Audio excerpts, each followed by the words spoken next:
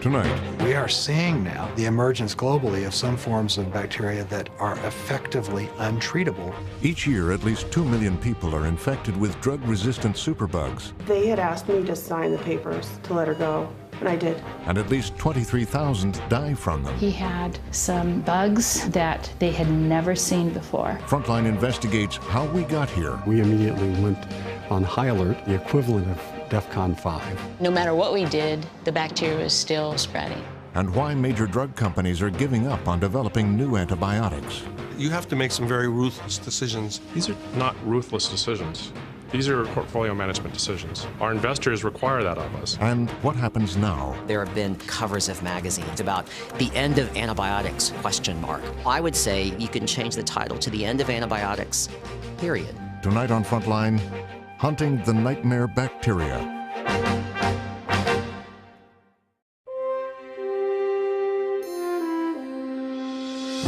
Frontline is made possible by contributions to your PBS station from viewers like you. Thank you. And by the Corporation for Public Broadcasting. Major support for Frontline is provided by the John D. and Catherine T. MacArthur Foundation, committed to building a more just, verdant, and peaceful world. More information is available at macfound.org. Additional funding is provided by the Park Foundation, dedicated to heightening public awareness of critical issues, the Wincoat Foundation, and by the Frontline Journalism Fund, with a grant from Scott Nathan and Laura DeBonis.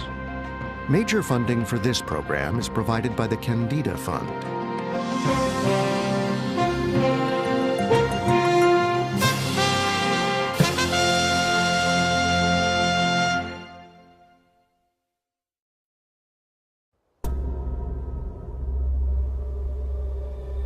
This is the story of 3 seemingly disconnected events beginning at the same time. What they each have in common is a type of infection that is becoming impossible to treat. A type of infection that has triggered deadly outbreaks, even at one of our most prestigious hospitals. It is a crisis that is spreading alarmingly fast, threatening everyone, even the healthy.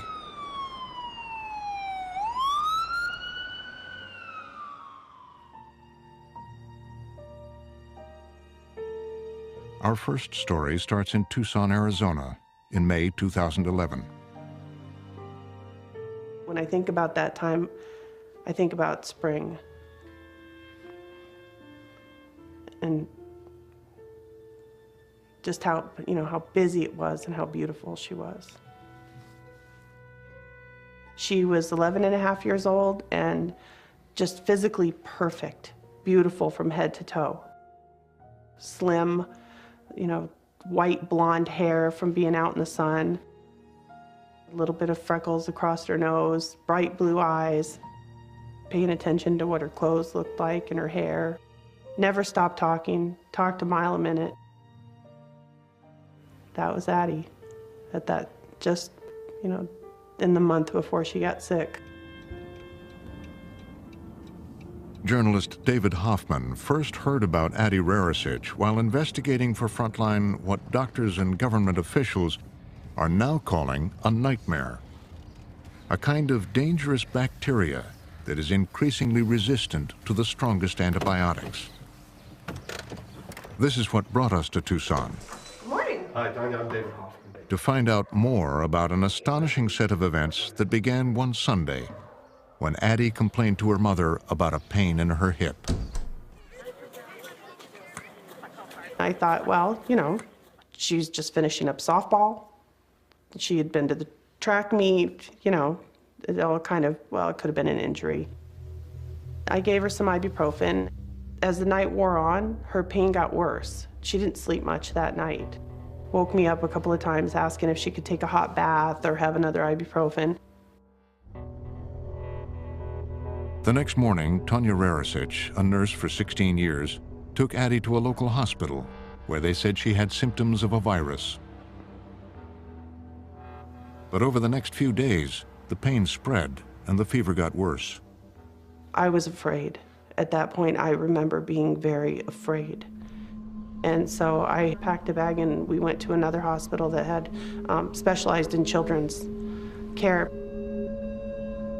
I remember thinking, she looks bad. This is bad. Something's really, really wrong. They put her on antibiotics. Her blood pressure was dropping. They, were making space in the ICU for her. The next morning, she needed oxygen via mask. They looked at part of her lungs and diagnosed her with pneumonia.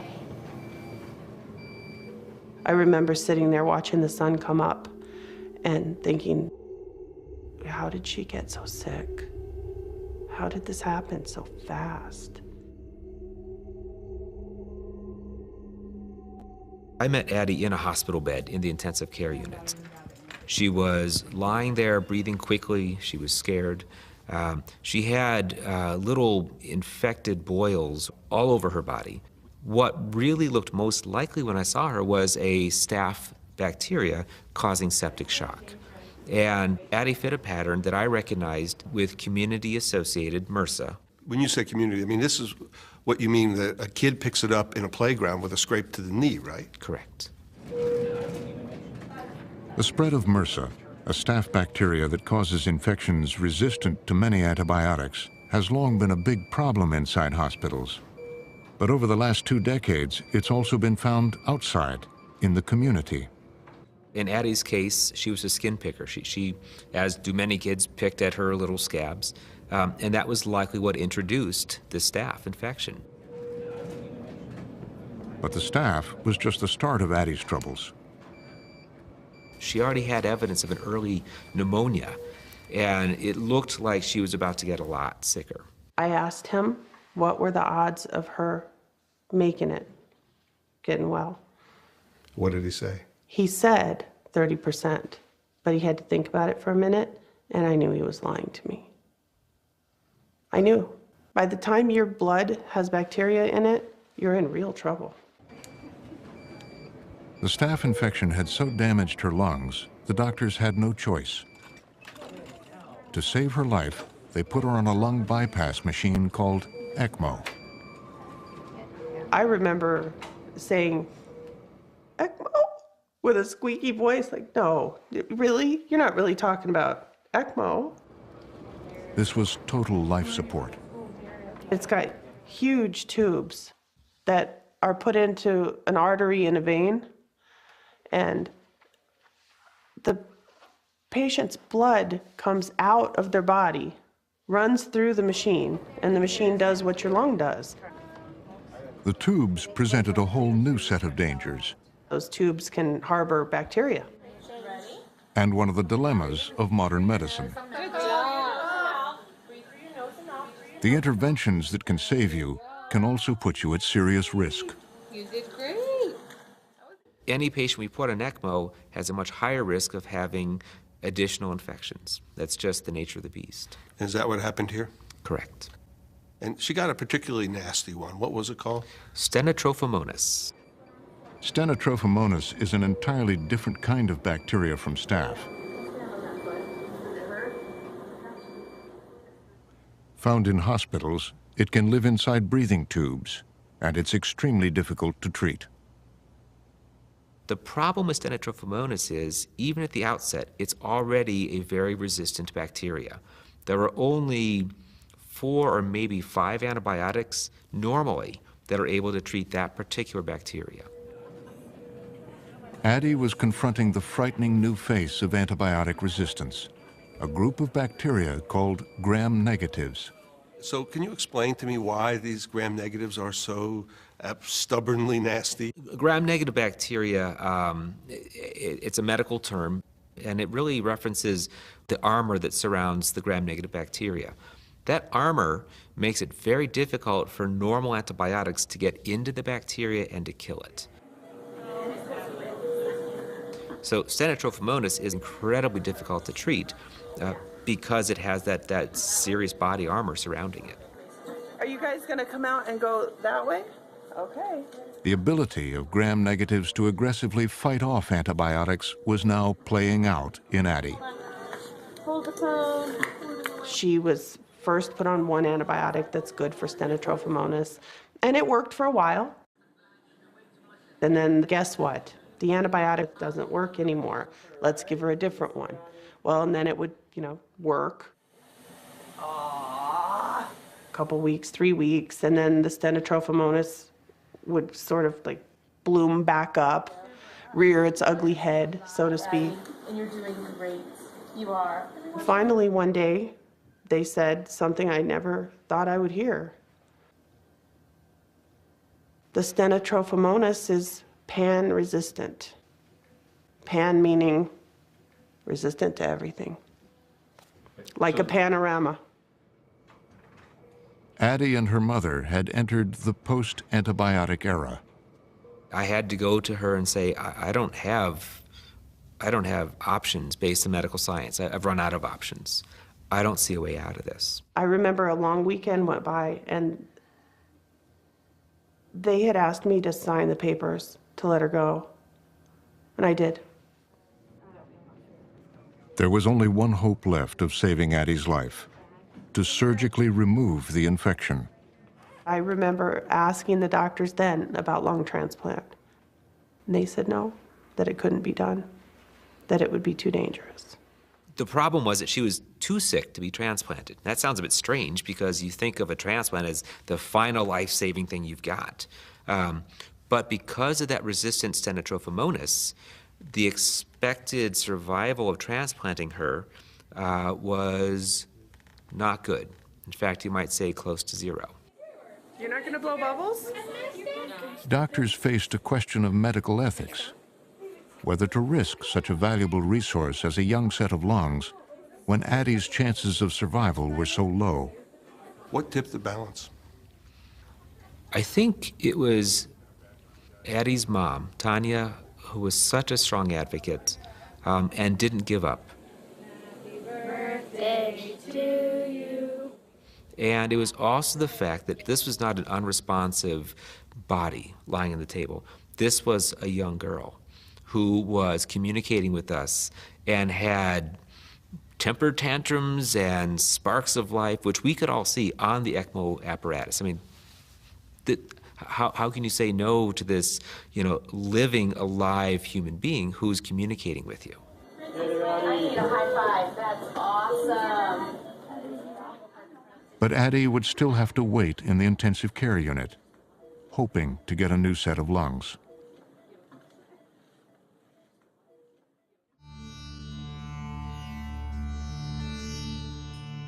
As Addie was fighting for her life, a 19-year-old American named David Ricci was about to face another threat on the streets of India.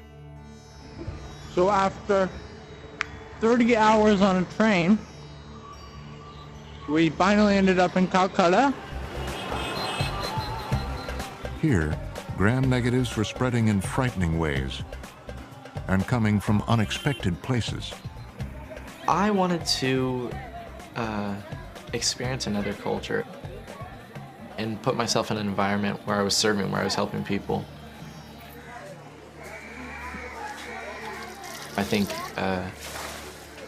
India ended up changing me a lot more than I could have ever changed India. He had come here with a mission group to work in orphanages.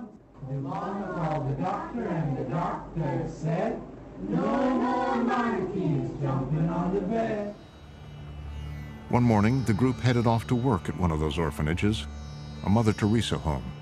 It was in the slums of the slums, really, where this orphanage was, so we had to walk through all of these narrow streets that I'd never walked through before. And we basically took a shortcut through the train station, so you crossed over the tracks, and then we were walking adjacent to the train tracks. And as we were going under an overpass, I was in the very back, walking, and all of a sudden, out of nowhere, a train went by, and I just remember thinking in my head that it went by, wow, that went by really quickly. The momentum and the speed hooked my sleeve and ran me over and dragged me underneath the train. The wheel ran over my leg, and I start losing a ton of blood. I just start bleeding everywhere. Ricci was pulled from under the train. Lucky to be alive, he was rushed to a local hospital. A doctor came in. He reached up on the top shelf and he pulls out this leather bundle, and then, you know, he takes out a big knife, you know, a big machete type looking saw knife, and he just starts telling all the, you know, the nurses to hold me down and to hold me steady, and then he just started cutting my leg off, just hacking it off. We were standing outside and we could hear him screaming the whole time.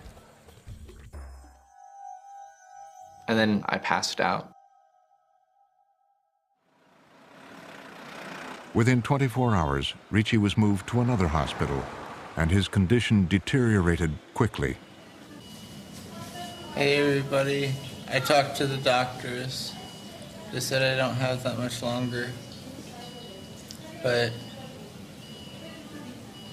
I'll put in a good word for you. Ricci was barely hanging on. Miss you all. And by the time his family reached India, there were new complications. They were just telling us we need to take him back in for another surgery. And we didn't understand why. He almost had a surgery every day. And they said, you know, we've got to clean up the infection. And so, you know, I just thought, it's just an infection, you know. I really didn't realize what they meant by infection. What Ricci and his family didn't know was that they were on the front lines of a superbug crisis that was just beginning to unfold. The study, which found the NDM1 superbug in Delhi's water samples, is making the Indian health establishment see red. Researchers had discovered a new danger. Bacteria carrying the gene that produces this NDM1 enzyme are resistant to very powerful antibiotics. It absolutely was a bombshell. It was unexpected. The Lancet Infectious Diseases journal found that NDM1 enzyme in 11 different types of bacteria. NDM1 isn't bacteria. It's actually a resistance gene that can turn bacteria into superbugs. NDM1 is resistant to almost all antibiotics. Even more frightening, it is promiscuous. The resistance gene can jump from bacteria to bacteria, making treatable infections suddenly untreatable. But there was more. NDM1 wasn't just in hospitals. To everyone's surprise, it was found out in the environment, too. First, from a scientific standpoint, we didn't realize that this could be done quite so easily. It meant that in places where water and sanitation was poor, where there was going to be lots of bacteria sitting next to each other, that you could have very rapid spread of resistance information across unrelated bacteria just out there in the environment, which is a hugely greater risk than if it were only to happen within the bodies of patients who had these infections. So you're saying that the bacteria were swapping this information just out there on the street without being in a person? That's correct. So they could transfer resistance genes even when they were in the same puddle of water. With the spread of NDM1, a much wider population is put at risk. And what has health officials around the world especially worried is that NDM1 is hardy.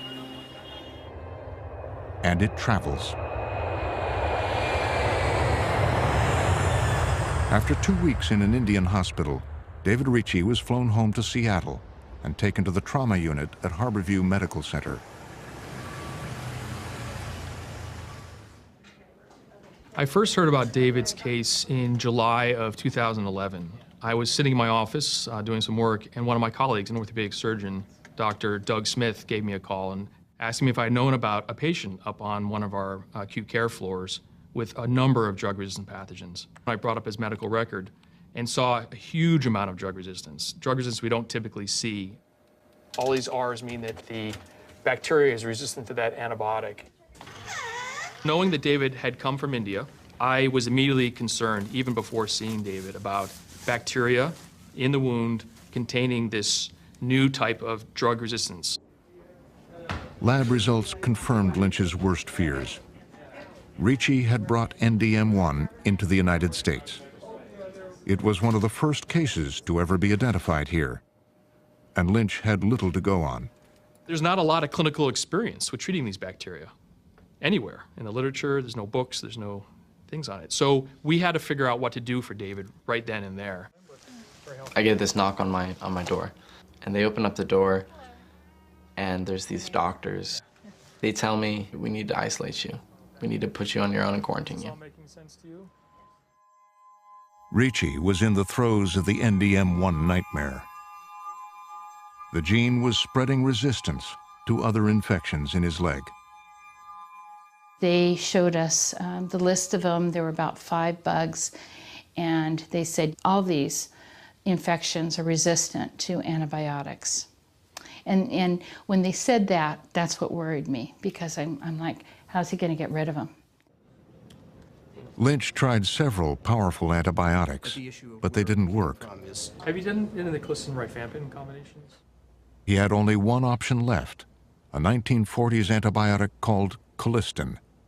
We went away from it because of its toxicity and the ability to use new antibiotics. The problem now is we don't have a lot of new options, and we're going back to some of our older antibiotics. The hardest part was watching to see what the antibiotics did to him. It started to eat away at my organs on the inside, you know. I could just feel it, just this poison rushing through my blood. The treatment was too toxic. We had to stop the only drug we had left to treat the gram-negative rods that were in his wounds. So you're telling me that he had these bugs and you had nothing left to treat him with? At this point, we had nothing left to treat him with. I just couldn't believe that there wasn't an antibiotic that would fix it, to tell you the truth. They would have to cut out more of the infection by cutting off more of Ricci's leg. But it would be months before they knew whether all of the NDM1 was gone.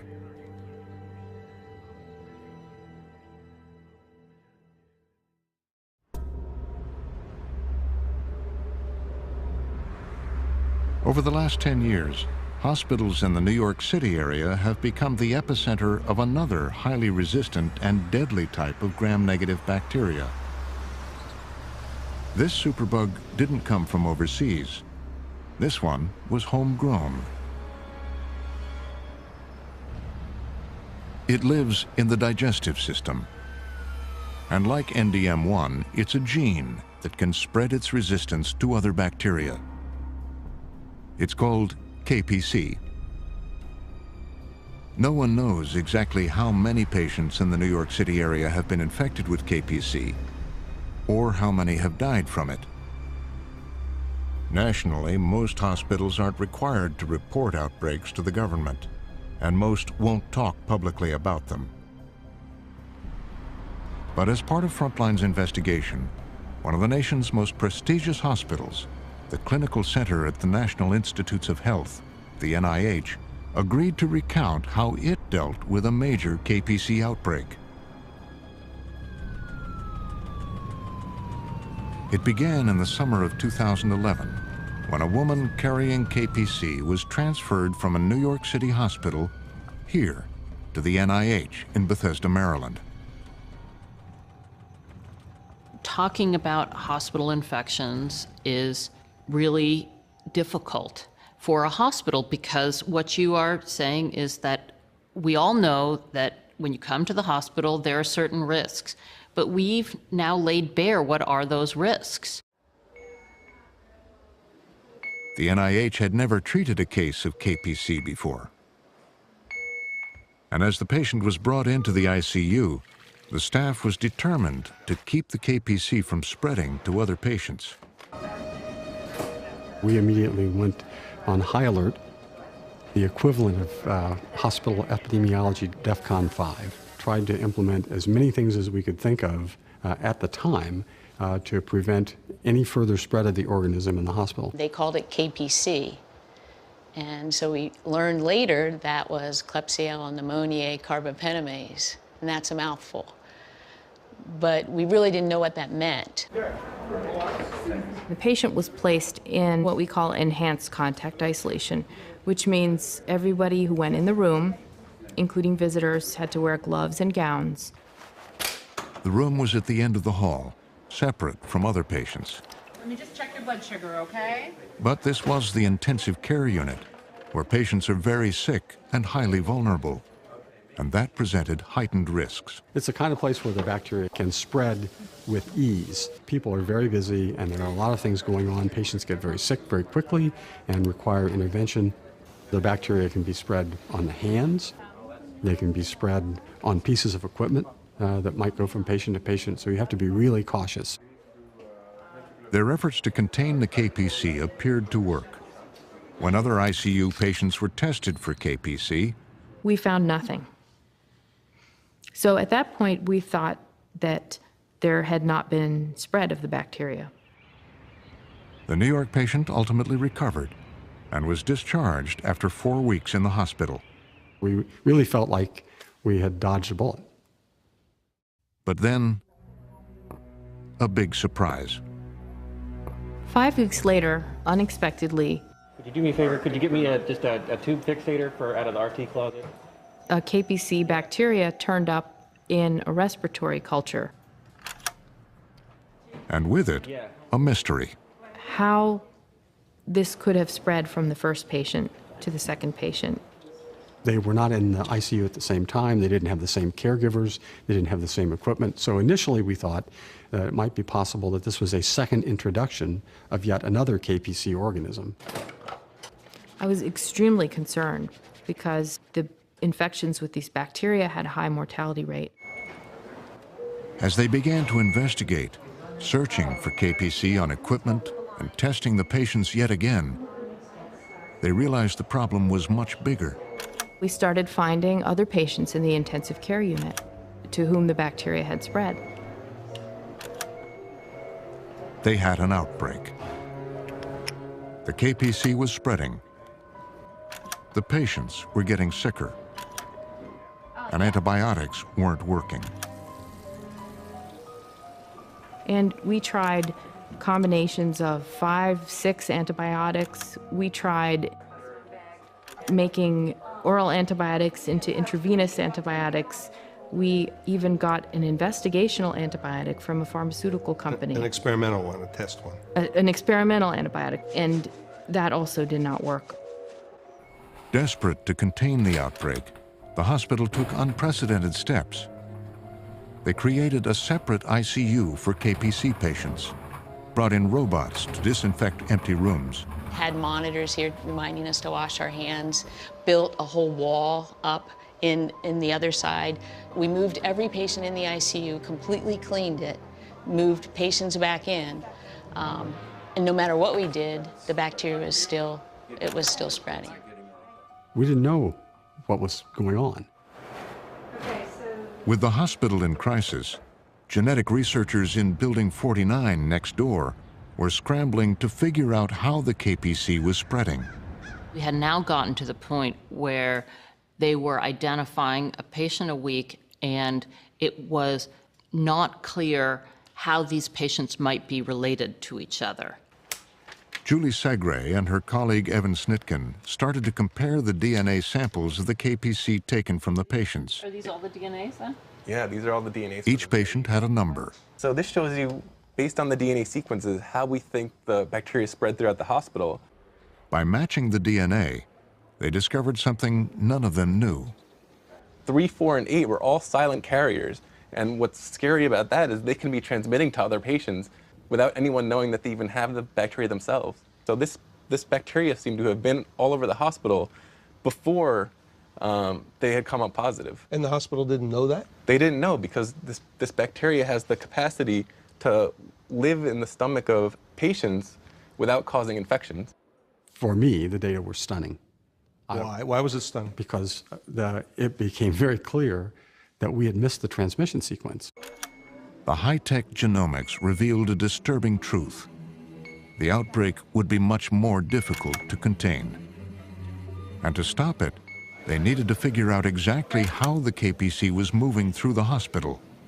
Was it on the hands of workers, or visitors, or on hospital equipment? And then, as they urgently searched for silent carriers throughout the rest of the hospital, their worst nightmare came true. The outbreak had spread beyond the ICU. That's a very scary moment. Suddenly, it's in the general patient population. The staff was in a panic. As they looked on helplessly, patients began to die.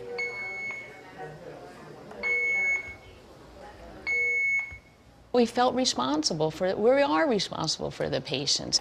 You go into a room and maybe there's a hole in your glove. It's a very complex environment. Alarms are ringing. Did you miss something? Did you forget to tell the doctor something? Did I forget to wash my hands between Mr. X and Mrs. Y? Is that why Mrs. Y got KPC? There were few options left. Dr. Gallen asked me if we needed to close the hospital, or if we needed to close the hospital to admissions. Ultimately, we decided not to close the hospital, but it was a possibility. Absolutely. Instead, they expanded testing hospital-wide and isolated all those found with KPC. Finally, 6 months after patient 1 first arrived, the outbreak subsided, almost as suddenly as it had begun. By then, 18 patients had been infected with KPC, and the ultimate tragedy, 6 people had died from it. Many inside NIH continued to be concerned. Do you think KPC is now gone from your hospital? Oh, no, absolutely not. I think that we have to be extremely vigilant in the coming years because of the increasing rise, the increasing prevalence of KPCs in the United States. One of the reasons that really brought me into this field is that I asked the director of clinical microbiology, what do you do, when you isolate one of these bacteria and you see that it is resistant to all known antibiotics? I said, well, what do you do then? And he said, I pray. Well, that's not really part of how we typically, that means that we have come to the end of how we practice medicine with drugs. The prospect of life without antibiotics is barely imaginable for a world that has had a cheap and plentiful supply of them since the end of World War II. They are a staple of modern medicine. It's hard to recall a time without them, when an infected cot could kill a healthy young person in a matter of days. But it's now clear that we are heading back in that direction, that the miracle of these drugs is slipping away.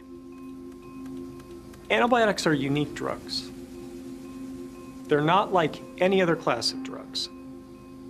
50 years from today, the cholesterol drugs we have now will work just as well as they work today. The cancer drugs we have now will work just as well as they do today.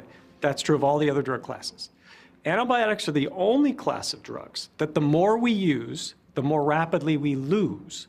When you use it, it becomes less effective for me and vice versa. That is the essence of antibiotic resistance. The more you expose a bacteria to an antibiotic, the greater the likelihood that the resistance to that antibiotic is going to develop. So the more antibiotics we put into people, we put into the environment, the more opportunities we create for these bacteria to become resistant. But people forgot about the danger of resistance because the drugs were so effective. And what they had forgotten was the warning that Alexander Fleming himself, the man who discovered penicillin, gave us in 1945, that resistance was already being seen, and the more we wasted penicillin, the more people were going to die of penicillin-resistant infections. Bacterial resistance is largely inevitable, but it's also something that we have certainly helped along the way. We've fueled this fire of bacterial resistance. These drugs are miracle drugs, these antibiotics that we have, but we haven't taken good care of them. Public health officials estimate that up to half of all antibiotic use in the U.S. is either unnecessary or inappropriate. And in overusing these antibiotics, we have set ourselves up for the scenario that we find ourselves in now, where we're running out of antibiotics. But the growing scarcity of effective antibiotics isn't just a problem of overuse. It's also been driven by what's happening inside the drug industry itself. The place where it started to turn really challenging, I'd say, would be in the 80s and the 90s, when we began to see occasional bacteria that were very hard to treat. And it became less obvious that you were able to invent new antibiotics. And the brand new things just weren't coming at the same pace. And then in the 90s and the first part of this century, we began to see resistant bacteria for which we really didn't have very much or anything at all, and we had nothing coming to treat them. That's because most major drug companies were pulling out of the antibiotic research field just as the gram-negative threat was worsening. One of the last companies to stay was Pfizer, which had made its name on antibiotics. By the mid-2000s, it had set its sights squarely on the gram-negative problem.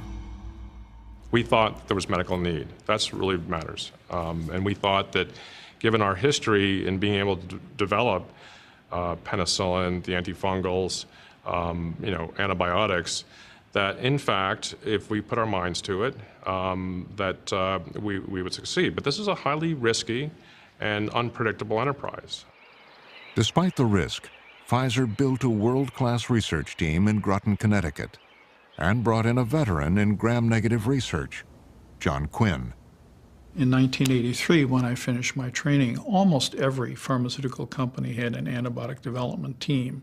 And by the time I landed at Pfizer in 2008, we were really down to 3 big guys and some smaller companies, biotechs and so on. And I think all of us felt that, we had a moral obligation to continue to work in this area. There was a pressing clinical need. Most companies had abandoned the field, and we were still in the game. We were proud to still be in the game.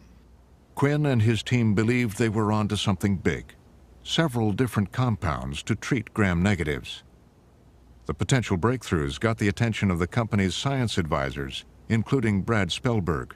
I felt that their pipeline was probably the most comprehensive and important antibacterial pipeline in the world, focusing on the types of bacteria that we're really having severe problems with right now.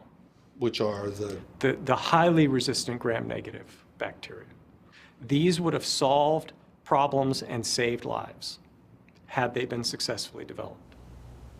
But bringing these drugs to market faced the economic paradox of antibiotics.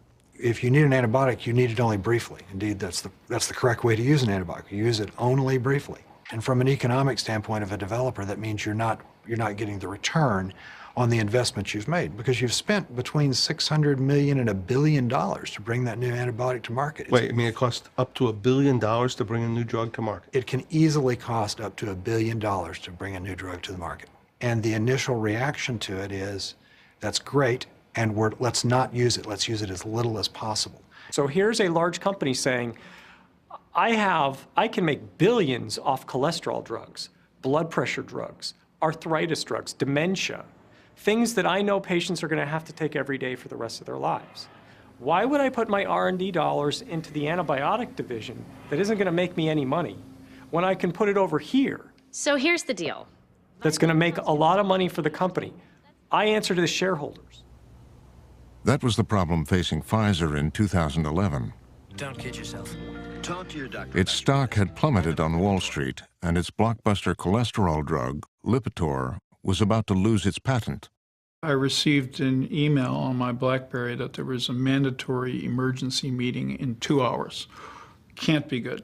So I called in for the meeting and was told that the announcement had been made that the Groton facility was going to be closed.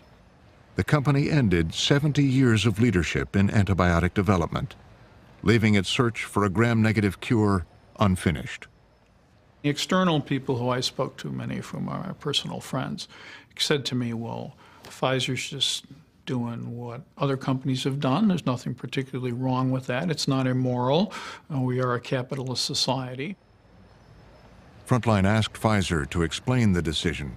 I get the sense that you have to make some very ruthless decisions about where to put the company's capital, about where to invest, where to put your emphasis. And when you pulled out of gram-negative research like that and shifted to vaccines, do you look back on that and say, you know, we learned something about this? These are not ruthless decisions. These are, you know, portfolio decisions about how we can serve medical need in the best way. We want to stay, you know, in the business of providing new therapeutics for the future. Our investors require that of us. I think society wants a Pfizer to be doing what we do in 20 years. We make portfolio management decisions. It takes a long time to learn to make any class of drug. When a major company leaves an area, we really do have a loss of skills, of history in terms of understanding of how to develop a new antibiotic. The antibiotic pipeline is drying up, some people say. I think it's worse than drying up. I think Really? it is. I think it is terribly close to a drought. This is one of the great catastrophes of our age.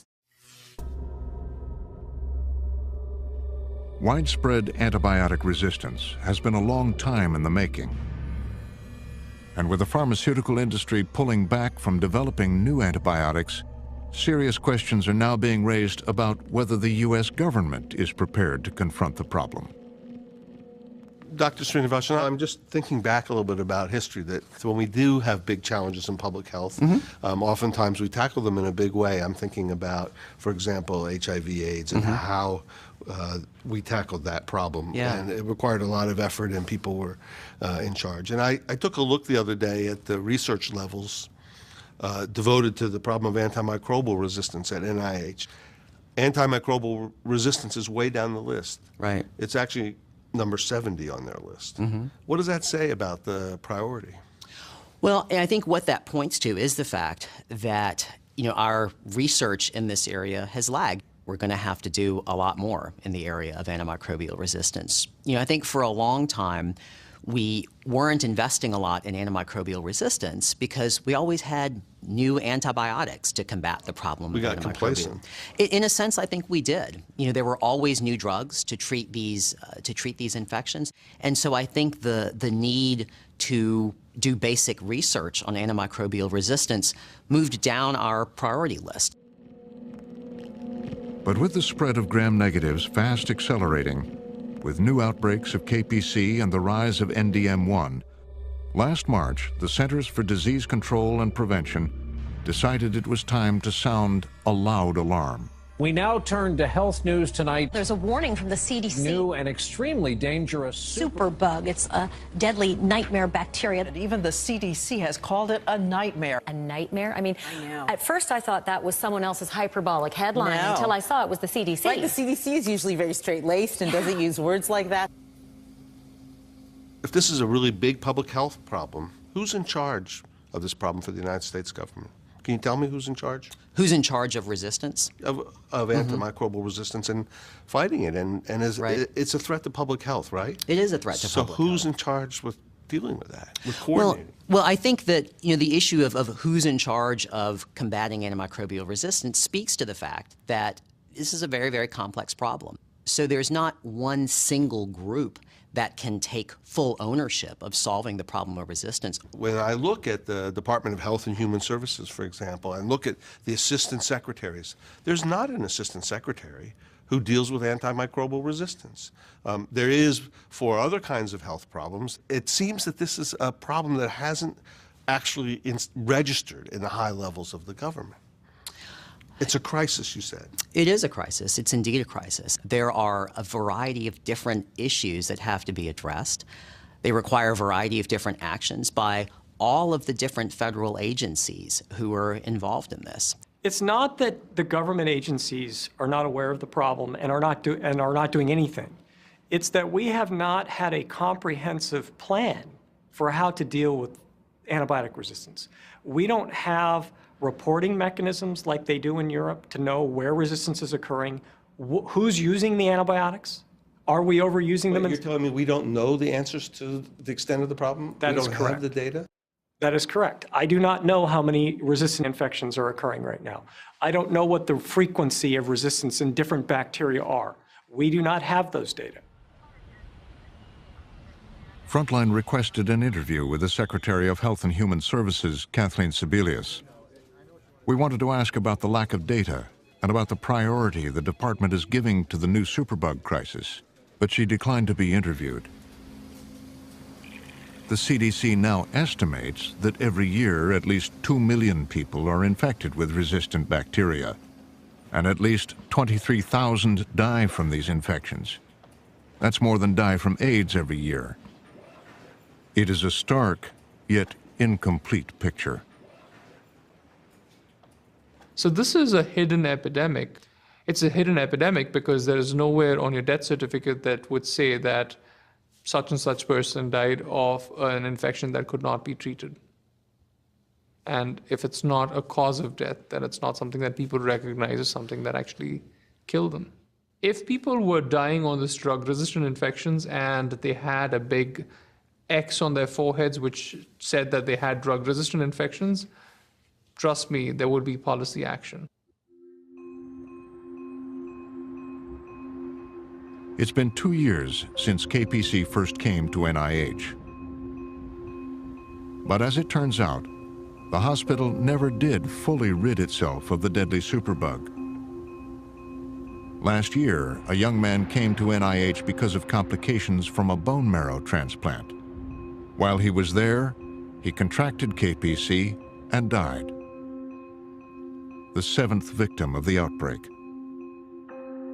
I guess if I had a major message, it would be that it's never going to end. So this organism and organisms like this are going to be with us till the cows come home. And we have to learn how to deal with them. We have to change our culture in the hospital. KPC has been found in hospitals in at least 44 states, but that's just from the hospitals that are reporting it.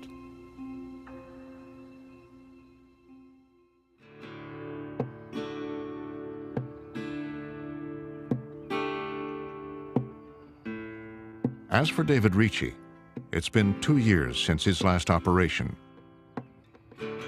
It had taken 3 surgeries and another round of highly toxic antibiotics before doctors believed they had removed all of the NDM1 from his leg.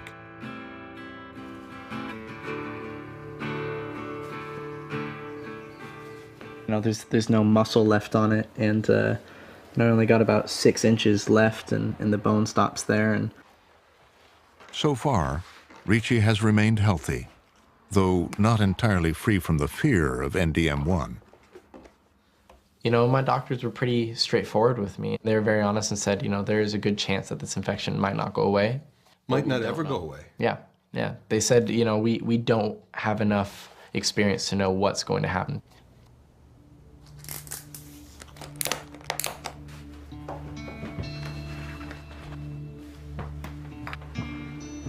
NDM1 has now spread to at least 48 countries. Here in the U.S., there were 16 new cases identified by the CDC last year.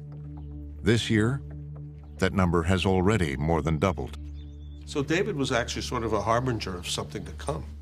David was an example of something that's already here. So there are entire continents that have this major problem, a public health problem already. David was simply a sample of that population, new to us. And that's key because hospitals in any city in the country are going to have patients from all over the world. That globalization, that mobility is going on now. This is already here.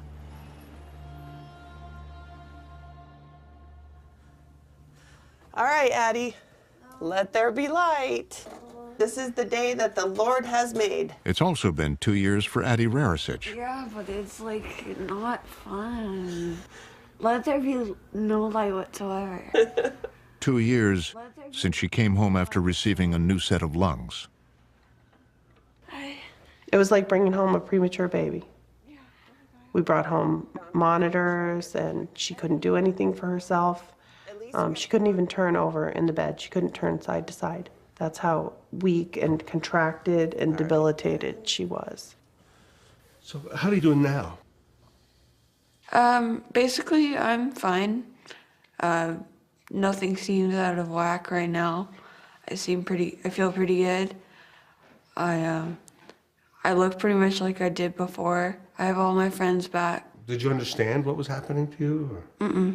No. Did anybody talk about infection and what infection meant? No. Basically, what I was told is I'd say I want to go home.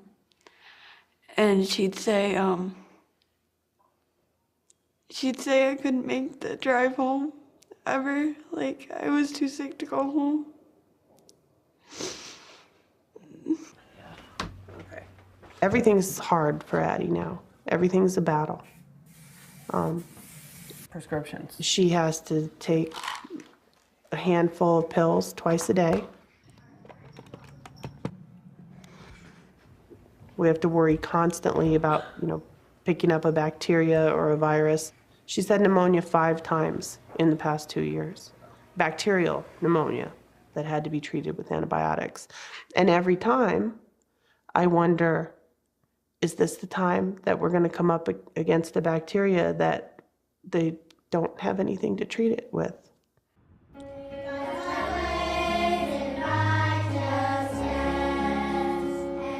I think for lung transplants, the survival rate, about 80% make it a year, and about 50% make it 5 years. And every year after that, the risks just go up. Let's bow our heads in prayer. But people might say, the story of Addie is horrible, but that won't happen to my daughter. Could this happen to anybody? It happened to Addie. She was healthy. It could happen to anybody. It could happen to your next door neighbor. It could happen to your child. It could happen to anybody. Now, I'm not here to practice doomsday thinking, but those bacteria are out there, and they're out there in healthy people in the community. If you don't mind standing up, you can walk around. Can we? Please Sure. each other and pray. The average person thinks, oh, I have an infection, I take an antibiotic, I get better. Yeah, it's not that simple anymore. Morning, Caleb. How you doing, sweetheart? I'm good, thank you. Addie didn't get better, did she? No, she never did get better. Really. She didn't. She had to have surgery and take the infection out, but... May have saved her life. For now. Bought her time. That's what happened. We bought her some time, and I am grateful for every minute of it.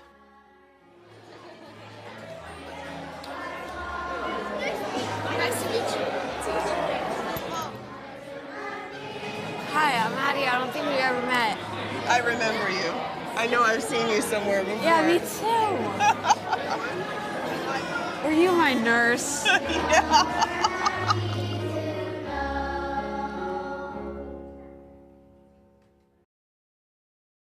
Next spring, Frontline continues the investigation. Overuse in hospitals is a problem. There's no place where we're using more antibiotics than in food animal production in the United States. Without antibiotics, you're probably going to see a lot more animal disease. But is keeping the food supply safe making us sick? We can't ignore any aspect of antibiotic misuse and overuse, and that pertains to humans, it pertains to animals. The reporting continues next spring on Frontline. Go to pbs.org/frontline and find out who's working to fight the nightmare bacteria. Have to be extremely vigilant. And what you can do to protect yourself. Learn about the worst superbugs in our rogues gallery of nightmare bacteria. Track the outbreak at the NIH as it spread throughout the hospital. And connect to the Frontline community. Sign up for our newsletter and follow us on Facebook and Twitter or pbs.org/frontline.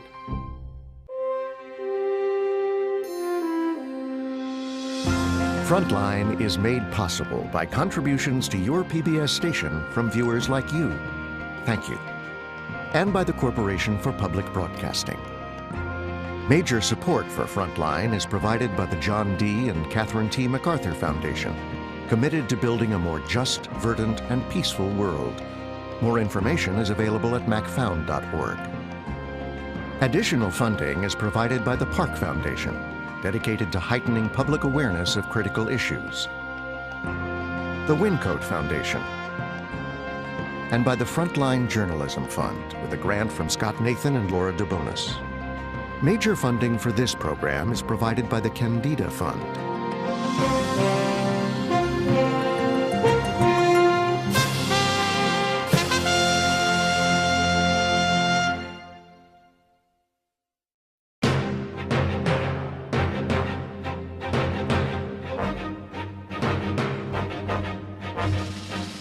For more on this and other Frontline programs, visit our website at pbs.org/frontline.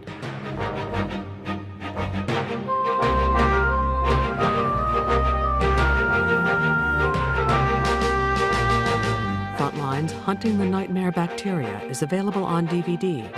To order, visit shoppbs.org or call 1-800-PLAY-PBS. Frontline is also available for download on iTunes.